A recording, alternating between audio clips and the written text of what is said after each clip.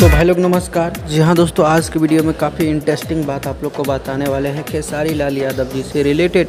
तो चैनल को कर लीजिएगा सब्सक्राइब और वीडियो को लाइक। तो चलिएगा इस वीडियो में आगे बढ़ते हैं और जानते हैं गाने के बारे में। तो दोस्तों बता दूं, खेसारी लाल यादव जी का फैन जो है काफ़ी नाराज़ है, क्योंकि सभी स्टार के गाना बैक टू बैक आ रहे हैं। तो ऐसे में खेसारी लाल यादव जी का, जी हाँ दोस्तों, अभी तक इस वीक जो है एक भी गाना रिलीज़ नहीं किया गया है। तो खेसारी फैंस काफ़ी नाराज़ है।